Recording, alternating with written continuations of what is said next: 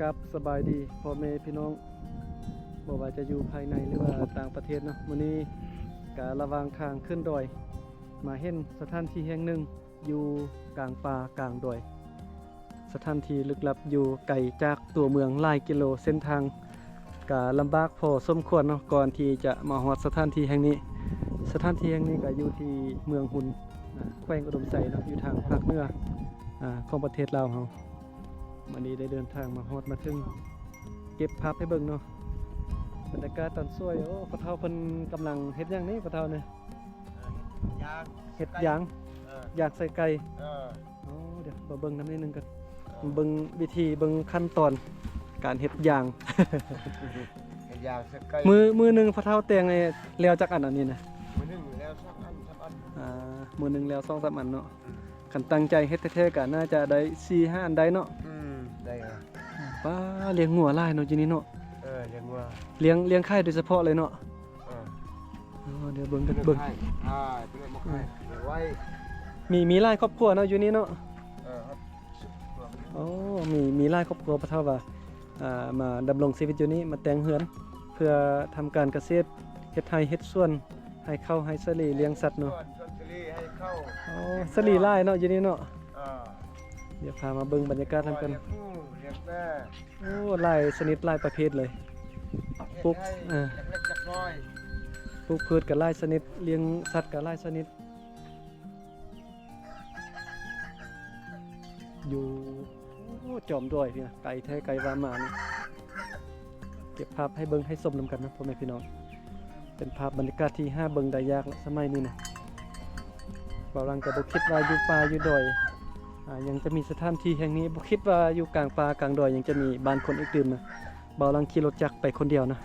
เดินทางไปเรื่อยๆไปแล้วก็เห็นหมู่บ้านคนระหว่างทางบ่ว่าจะเป็นหมู่บ้านหรือว่าสนามแบบนี้ภาษาลาวจะเอิ้นว่าสนามเนาะสนามก็คือว่ามีหลายครอบครัวมาแต่งเฮือนแบบนี้อยู่เพื่อทำการเฮ็ดการเกษตรปลูกพืชเลี้ยงสัตว์เฮ็ดไร่เฮ็ดสวนหลายอย่างเนาะ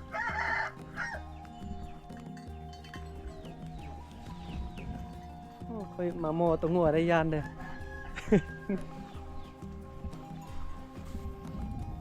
เดี๋ยวจะพายางเที่ยวชมบริเวณแถวนี้เนาะก็เป็นภาพบรรยากาศที่ห้าเบิงได้ยากพ่อแม่พี่น้องเนาะก่อนที่จะเห็นภาพบรรยากาศแบบนี้โอ้เบาหลังเดินทางขึ้นมาดอยหลายกิโลเนาะข้ามเมืองนั้นเมืองนี้ก่อนจะมาฮอดบางเทื่อก็ข้ามชายแดนระหว่างเมืองระหว่างแข้งเลยเนาะเดินทางขี่รถจักรไปคนเดียว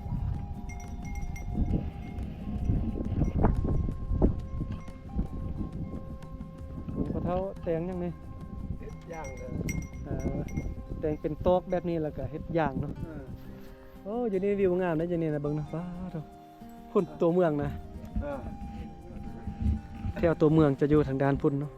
แถวชายแดนเมืองหุ่นกับเมืองปักแบงนะ ลูกแม่น เออ แม่อยู่หมุน เบิ่งคือโมโมนะแต่ว่าไก่เด้ ได้เลย บรรยากาศดีเนาะอยู่สนามนี่นะดนแล้วบ่มาอยู่นี่ปะเฒ่า ฮะ ดนแล้วบ่ โลโล ประมาณจักปีแล้วมาแต่งอยู่นี่นะ 10 ปีเอ๊ะ 10 ปีแล้ว เออ โอ้เฮ็ดให้เข้าให้ซาลีเนาะ โอ้ยดี หลายครอบครัวเด้ออยู่นี่พ่อแม่พี่น้องเนาะ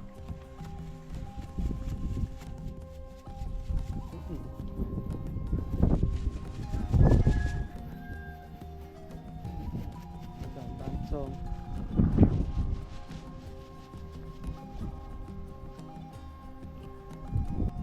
กับประมาณนี้เนาะสถานที่แห่งนี้นะ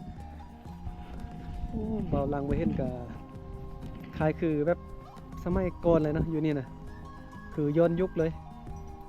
คือย้อนยุคไปสมัยตะกี้สมัยโบราณเนาะกันใช้ชีวิตแบบดังเดิมหาอยู่หากินตามธรรมชาติบ่ยุ่งกับสังคมในเมืองเนาะใช้ชีวิตแบบเรียบง่าย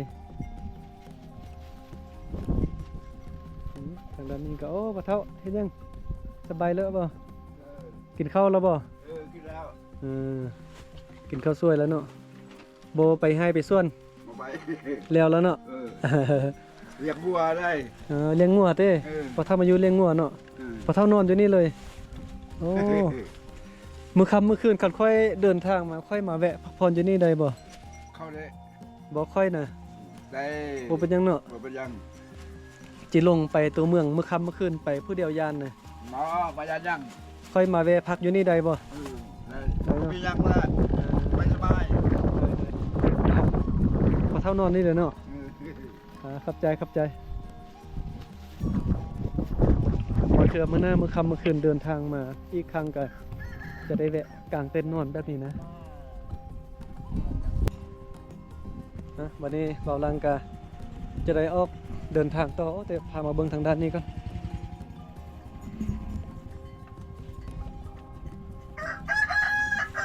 นี่จะเป็นยังนี่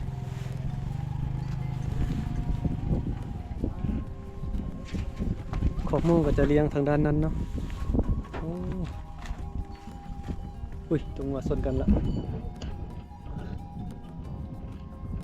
อยู่นี่ยังบ่มีไฟฟ้าใส่เท่าเนาะไฟฟ้ายังบ่ดึงเข้าเถอะนี่อันนี้จะเป็นฟังเพลงว่านี่มื้อค่ำเมื่อคืนฟังวิทยุฟังเพลงเนาะนี่ก็ยางไกลเพิ่น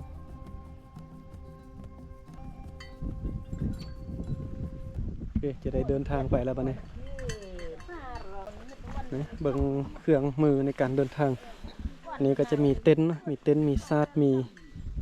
ทรงเสื้อมีผ้าปูบอนนอนผ้าห่มของกินมีน้ำแล้วก็